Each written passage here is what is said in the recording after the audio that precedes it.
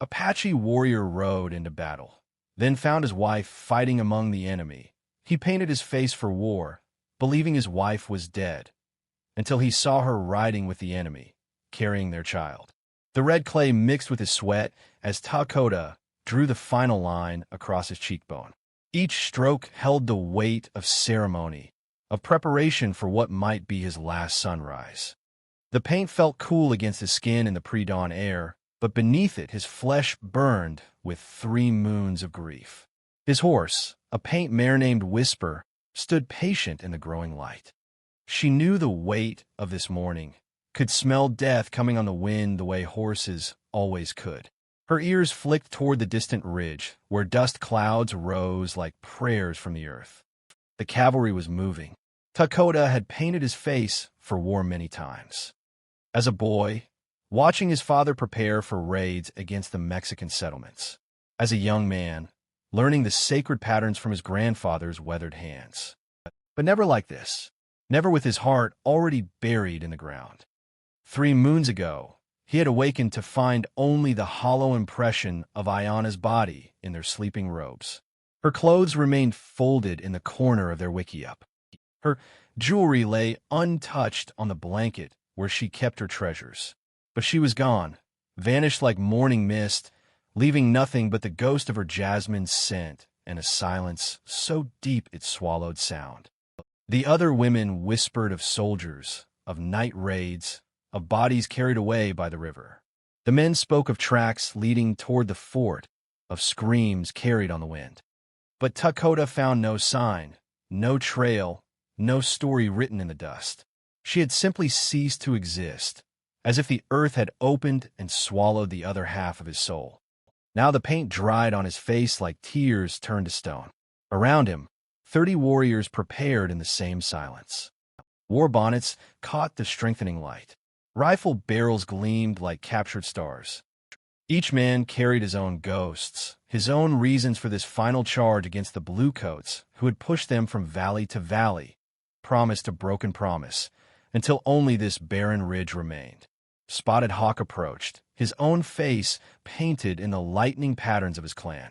His eyes held the same hollowness that lived in all their faces now, the look of men who had already died inside, who rode only because their bodies had not yet received the message. The scouts report 50 soldiers, Spotted Hawk said, his voice quiet as falling leaves. They carry the new rifles, the ones that speak death without pausing to breathe. Takoda nodded. It did not matter. Nothing mattered except the need to ride towards something, anything, that might fill the emptiness where his wife's laughter used to live. He swung onto Whisper's back, feeling her muscles bunch beneath him. The familiar weight of his lance balanced in his right hand. His grandfather's war shield, painted with the sacred thunderbird, hung from his left arm. The leather was old, blessed by medicine men whose names were carved only in memory now. The sun crested the eastern mountains, painting the desert in shades of copper and gold. Somewhere in that light, the soldiers waited. Men with families they would return to, wives who would worry over empty beds, children who would listen for their father's footsteps on wooden floors. Takoda wondered if any of them painted their faces for war. If any of them carried the weight of love lost in the hollow spaces beneath their ribs. The signal came without words. Spotted Hawk raised his rifle toward the sky, and the line of warriors moved forward like a wave of shadows given form. 30 ghosts riding toward their destiny, their horses' hooves drumming a death song against the hardpan earth. They crested the ridge and saw the soldiers below, formed in their neat lines, their blue uniforms dark against the pale, alkali dust. Flags snapped in the morning breeze. Officers shouted commands that carried up the slope like the barking of coyotes. Takoda's eyes swept the enemy line, cataloging faces, weapons, the positions of their horses. A warrior's habits, learned in 100 small raids and skirmishes. But something made him look again, made his gaze linger on the cavalry scouts positioned to the left of the main force. There, among the buckskin-clad figures on horseback, he saw a familiar silhouette, the set of shoulders he had traced with his fingers in the darkness of countless nights. hair the color of midnight, braided now in the white man's fashion, but still catching light the way it had when she wore it long and free. His lance trembled in his grip.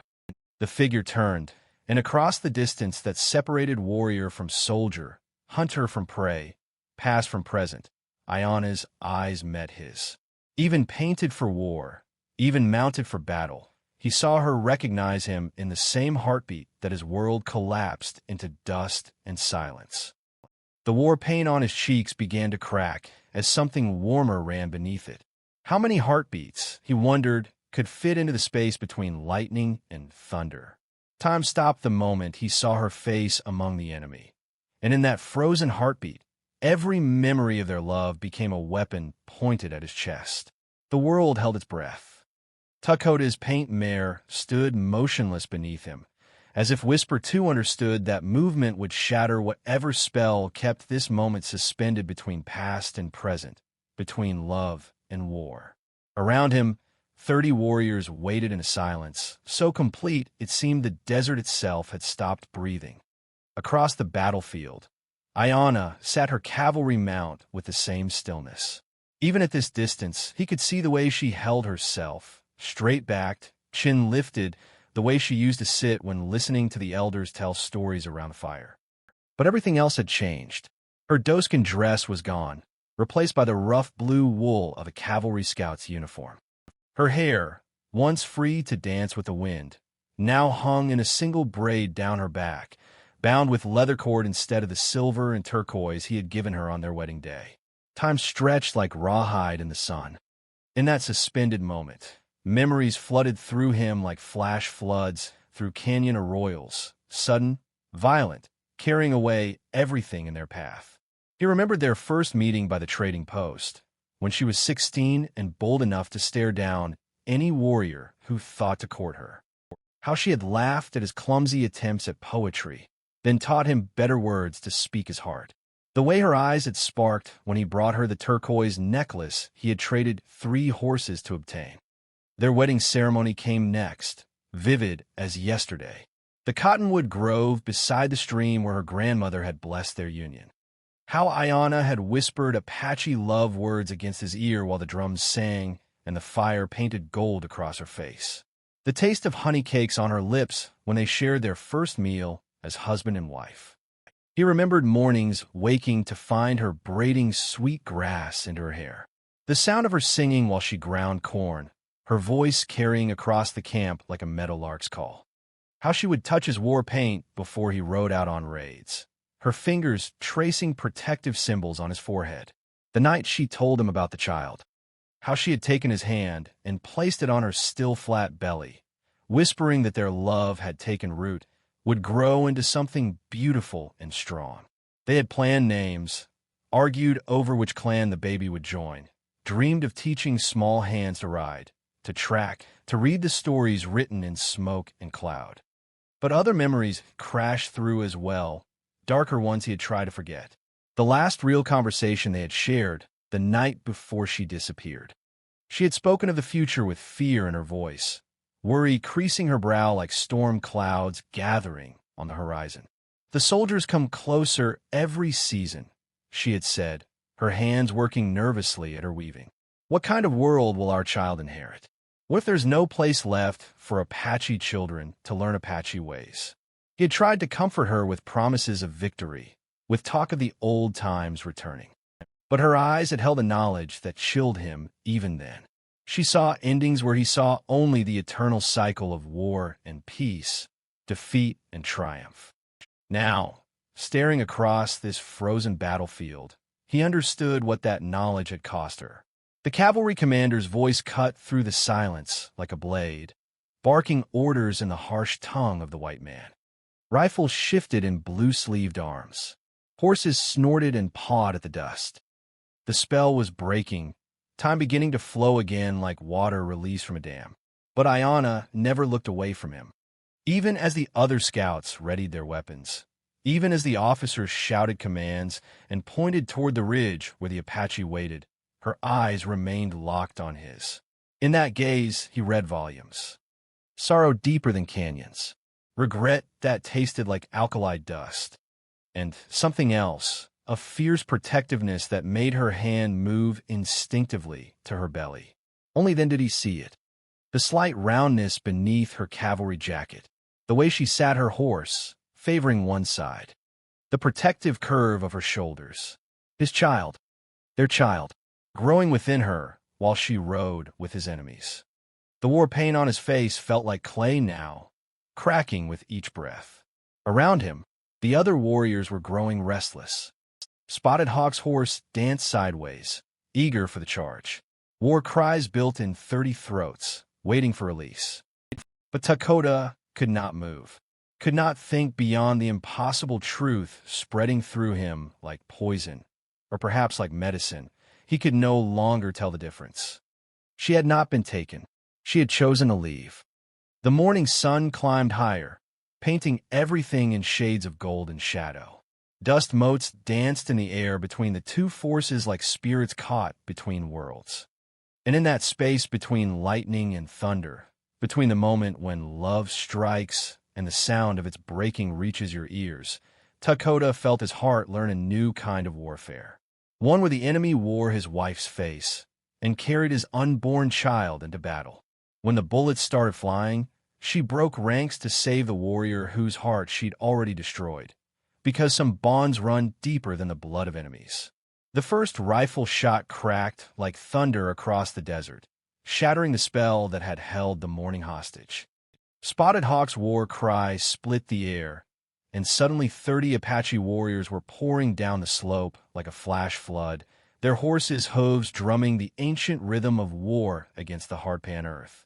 Takoda found himself swept forward by instinct and momentum, his lance raised, his war cry joining the chorus even as his heart remained frozen in that moment of recognition.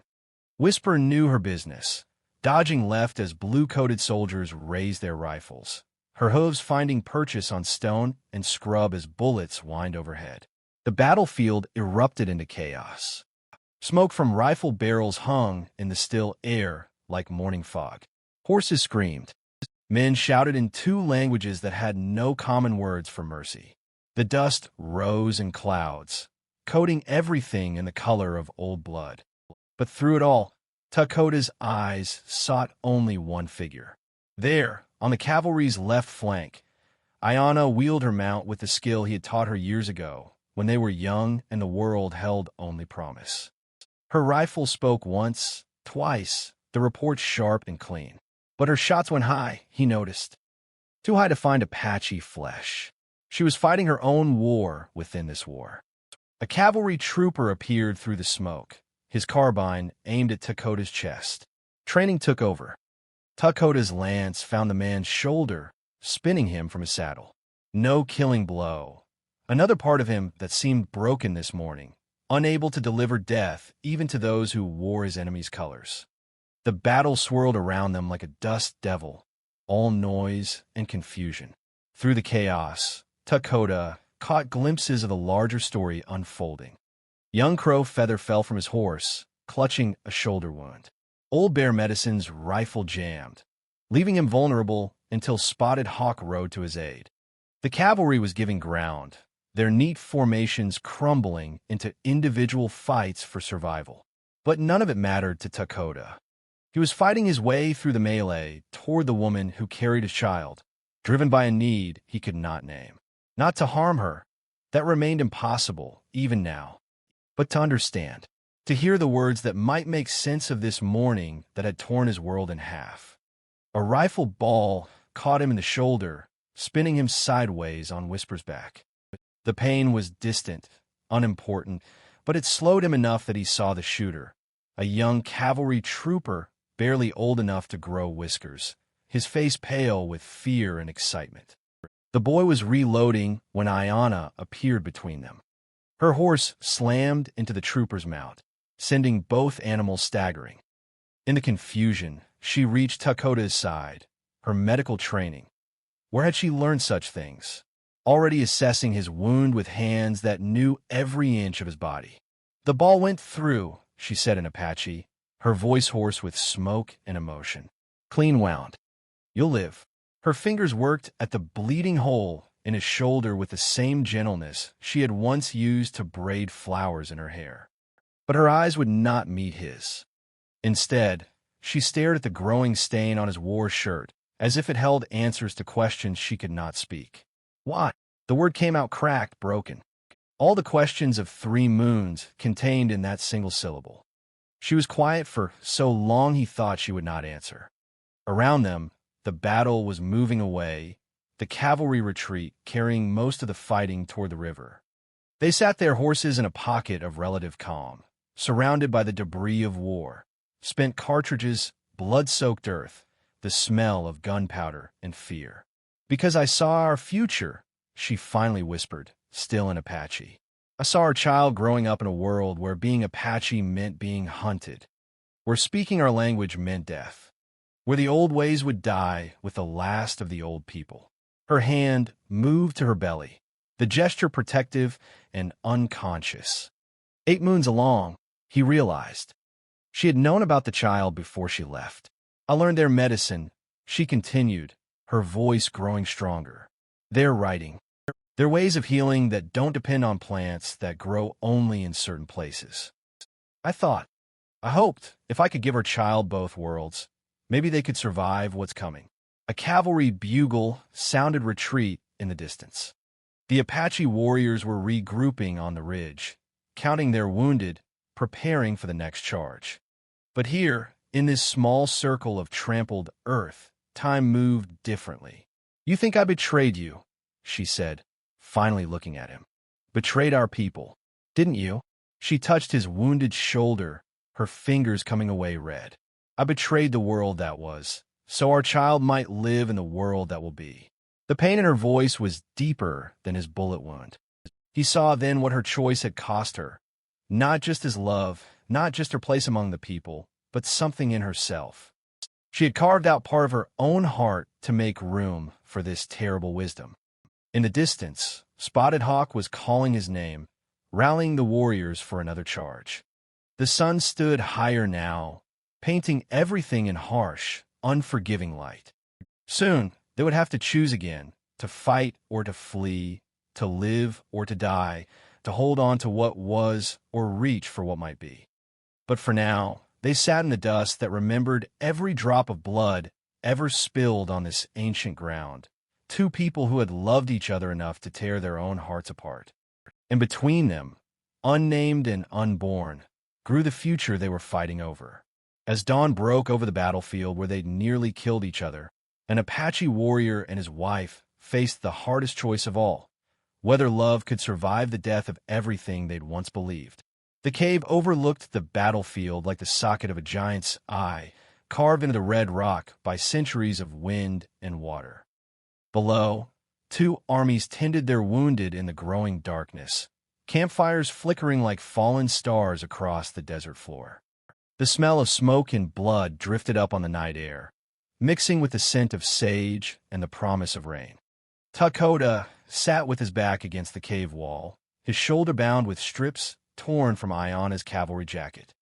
The blue wool looked strange against his copper skin, but her hands had been gentle as she worked, the same hands that had once painted protective symbols on his war shirt before battles. She sat across from him now, close enough to touch, but separated by a chasm deeper than the canyon that yawned below them. Her belly had grown round and full in the months since he had last seen her, and the baby moved restlessly within, as if sensing the tension between its parents. "He kicks like a warrior," she said softly, her hand curved over the swell of her abdomen. "Always at night, when the world is quiet. I dream it so." Her smile was sad, distant. "I see him riding across green valleys where Apache children play safely, where they learn both the old stories and the new letters, where they speak 2 languages and belong to 2 worlds." Takoda closed his eyes, trying to imagine such a place. All he could see were the faces of the warriors who would not ride home tomorrow, the weight of their wives' grief, the silence that would fall over empty wiki-ups. "You think I'm a fool," Aiyana said, reading his expression. "A woman lost in impossible dreams." "I think you're afraid," he replied, his voice rough with exhaustion. "As afraid as any of us." She nodded, her eyes reflecting the stars that had begun to appear overhead. When I was a child, my grandmother told me about the place where two rivers meet. She said the water, there is neither one river nor the other, but something new, something that carries the strength of both. Below them, a coyote called from somewhere near the cavalry camp. Another answered from the Apache side, their voices carrying across the darkness like a conversation in a language older than war. I watched them teach me their medicine. Aiyana continued, her voice barely above a whisper. Watch their doctors save men who would have died from wounds we could not heal. I learned to read their books, their maps, their laws. And I saw that they are not all monsters. Some of them weep for their dead, same as we do. Some of them question what they're doing out here. That doesn't make them right. No, but it doesn't make them all evil either. She shifted, wincing as the baby pressed against her ribs. There's a doctor at the fort, an old man who lost his son to cholera. He taught me about healing without asking why I wanted to learn. He speaks of a world where Indian children might attend schools, might become doctors themselves, might forget they're Apache, or might remember what it means to be Apache while learning how to survive in the white man's world. The silence stretched between them like a bridge neither wanted to cross. In the distance, thunder rumbled along the mountains, promising the rain that might wash the blood from the battlefield below. I dream of him too, Takoda said finally. Our son. But in my dreams, he rides free across the old hunting grounds. He learns the sacred songs from his grandfather's lips. He knows the taste of buffalo meat and the feel of eagle feathers in his hair. And when the soldiers come for him, when they burn the hunting grounds and kill the buffalo and forbid the sacred songs, what then? The question hung in the air like smoke. Takoda had no answer, because he could see the future she described creeping across the land like winter shadow. Each season, the reservations grew smaller. Each year, more children were taken to the white man's schools. Each moon, fewer elders remained who remembered the old stories. The baby kicked again, and this time Takoda saw the movement ripple across her belly. Without thinking, he reached out, his palm finding the place where his child pushed against the world. For a moment, parent and child spoke in the ancient language of touch and heartbeat. He will be strong, Takoda whispered. Strong enough for both worlds? Strong enough for whatever world we leave him. Aiyana's hand covered his, warm and callous from her new life. The doctor at the fort, he speaks of going east when his service ends, to a place called Philadelphia, where he says Indian children can learn alongside white children, where they're building hospitals that need doctors who understand both kinds of medicine. You want to go with him? I want our son to have choices we never had. Her voice broke slightly. I want him to know he's Apache in here. She touched her heart.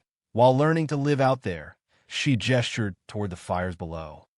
Thunder rolled closer, and the first drops of rain began to fall, striking the dust with tiny puffs of displaced earth.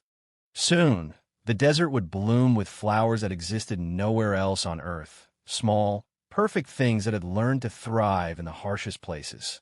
If you go, Takoda said slowly, I will never see him grow. If I stay, he may not grow at all.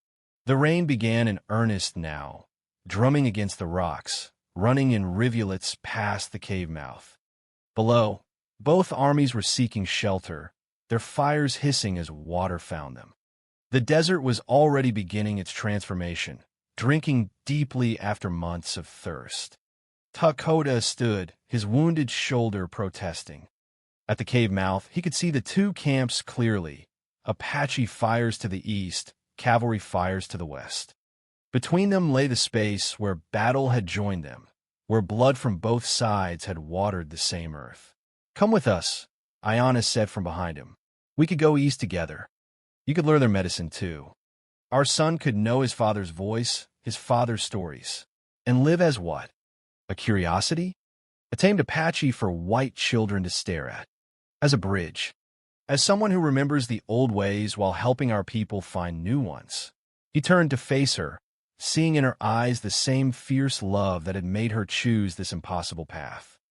She was trying to save their son the only way she knew how, even if it meant sacrificing everything else. The rain grew heavier, and somewhere in its rhythm, he heard the voices of ancestors, the whispers of spirits who had watched other peoples adapt or die, who had seen empires rise and fall like seasons turning. Perhaps this, too, was war.